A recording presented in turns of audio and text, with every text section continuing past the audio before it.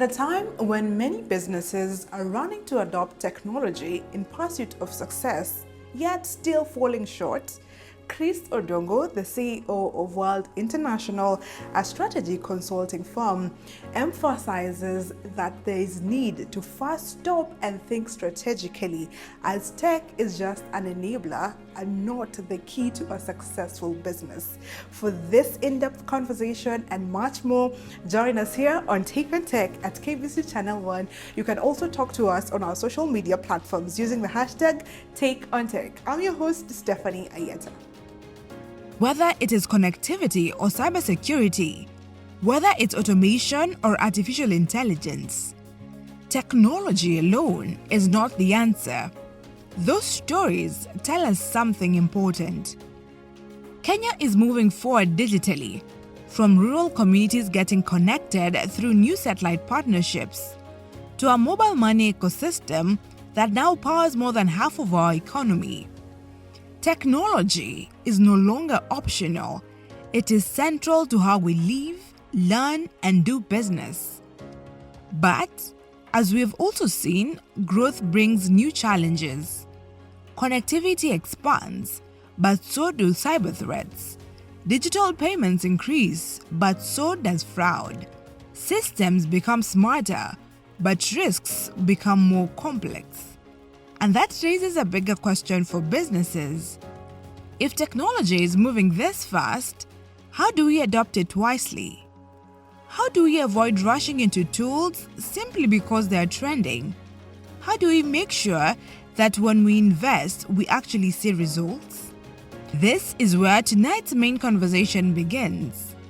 Because while technology can accelerate growth, it cannot replace clear direction.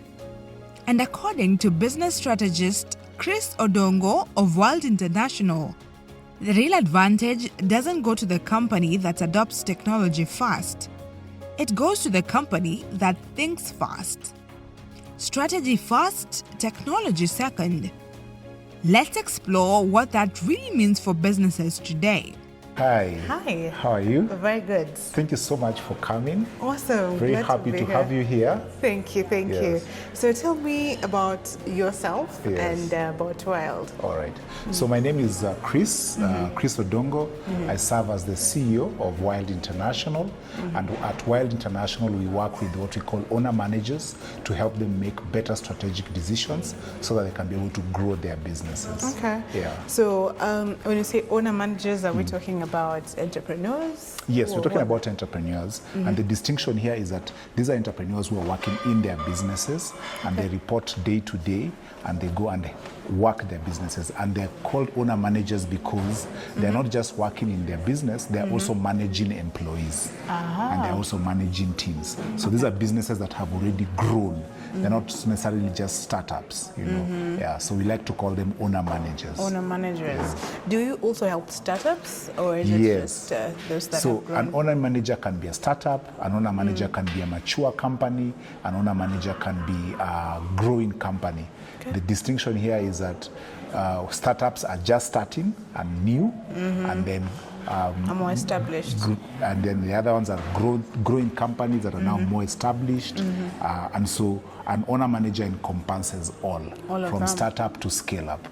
Okay. Yeah.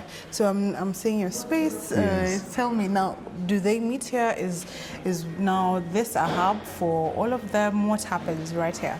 So right here, what we have is a collection of experts.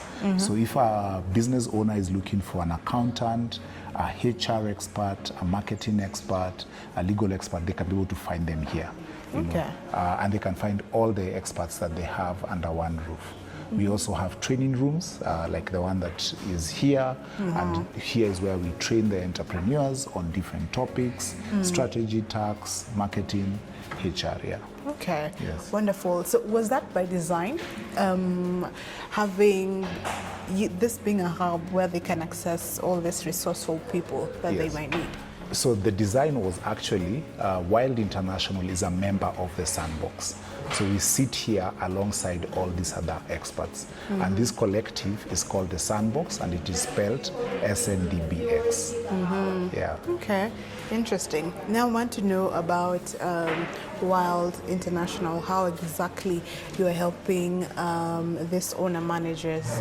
How exactly are they becoming better, and from where they were, what problems are they facing, and how are you helping them become better? So how we help owner managers become better is we help them to be able to adopt new behaviors. All right. Yeah, and that one is basically strategic behaviors. We help them think through their business model. So the first question is, who is your customer and what problem are you solving for them? And then the next question is, what is your value proposition to these customers? When you're able to answer those three questions, it leads you to the fourth question, which is, where will I find these customers? And what will I tell them when I find them? And when we help entrepreneurs to answer those questions, then they're very clear on, this is what I'm going to do exactly on Monday morning to grow my business. Okay. Yeah. So when you're saying that, it seems like it's an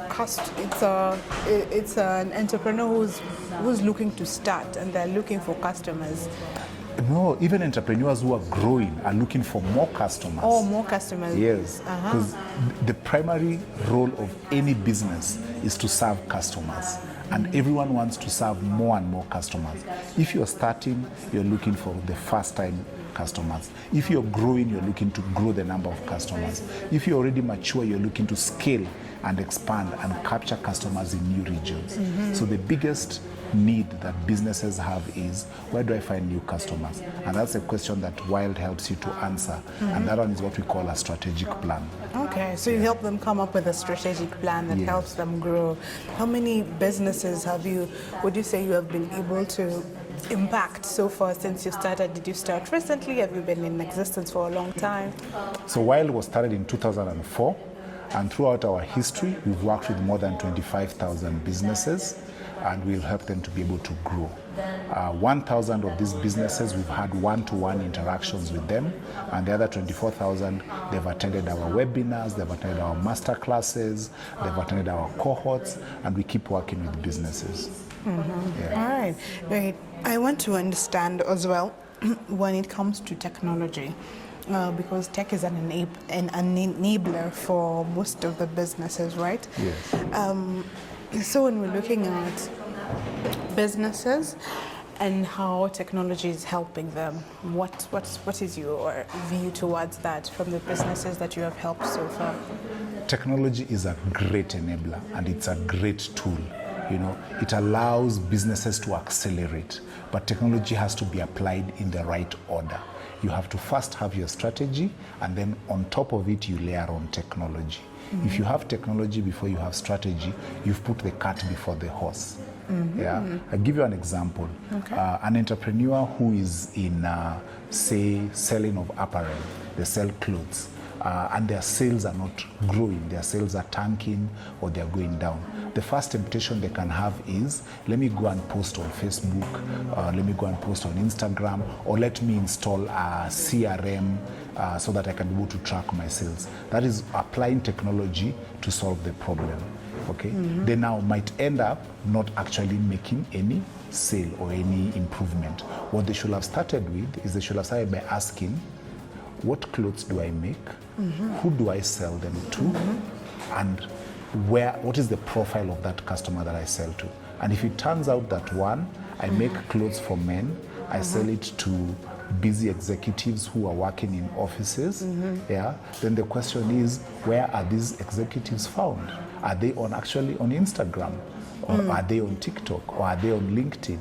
Or am I actually better off trying to catch them on another advertising platform that they would be using? And so that's why it's important to first of all start with the strategy before you come and layer on technology. Okay. Yeah. So even in the now in the current space of tech adoption, especially in businesses, you're emphasizing that strategy should come first, not get the latest technology, install it in your system, the latest AI, chatbots that will help you handle your customers and all, and just implement it in your system.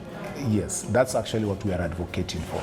We are advocating for first, understand your customer, understand what their profile is, understand their journey and how they use technology, and then now you find a way to get them. In fact, there's something that is called a high intent. You want to get the customer when they have the highest intent of purchasing from you.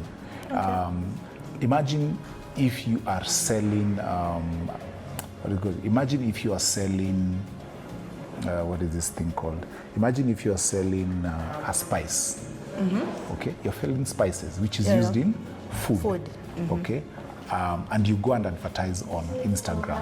It sounds very nice, because perhaps there are many people who are on Instagram who would be interested in your I would think spice. that is strategic myself. Exactly, you'd think it's strategic, right? Yeah. However, when is the place where it is the highest intent for purchasing of the spice?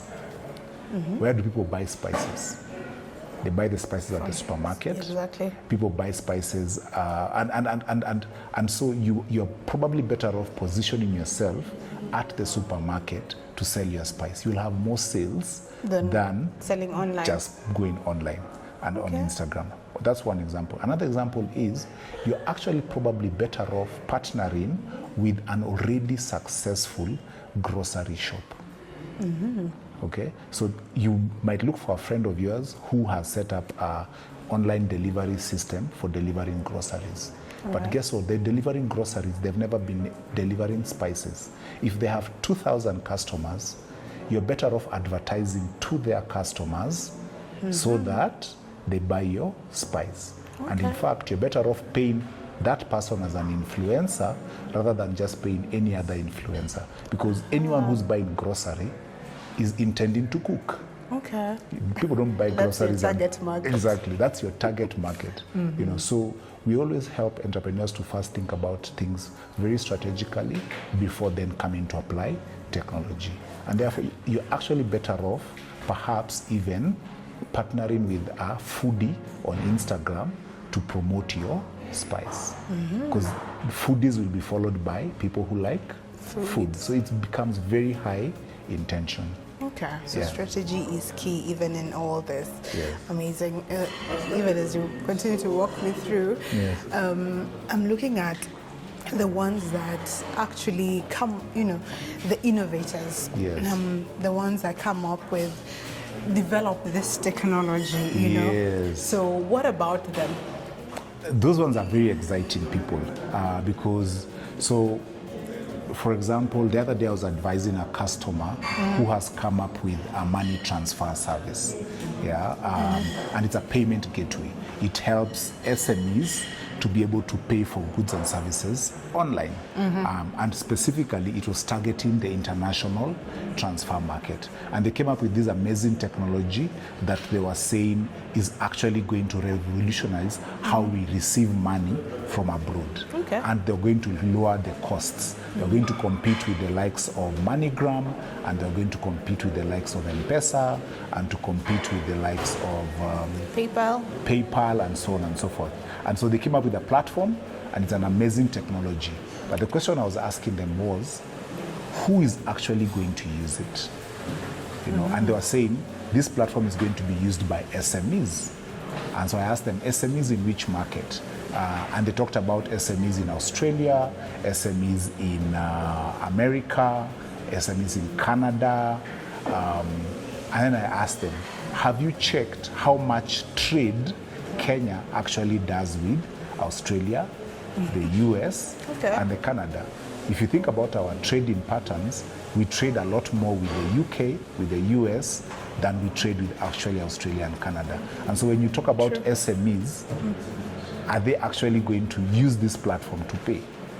And that's a strategic question, because you're better off focusing on getting the SMEs, and therefore that means asking ourselves, which are the trading partners that Kenya trades with, where SMEs are in majority. That's Uganda, that's Tanzania, that's the US, that's the UK, that's Dubai, that's true. India. And so when you're mapping out your payment gateway, you're better off mapping it against those countries. Right, interesting. Maybe we can get to your office and as we continue with our conversation, very interesting. What I'm getting is strategy is quite key even as you're applying technology. Yes. Thank you. If I was to leave business leaders, I would tell them this. You always want to be able to drive the right behavior in your customers. And for you to be able to drive the right behavior in your customers, it has to start with a fundamental understanding of who is my customer, what are they trying to do with my product, how is my product helping them to achieve those results, and therefore, what kind of behaviors should I be looking for in those customers as they consume my products and services. If you're able to understand that, then the sky is the limit in terms of how much money you can make from your business.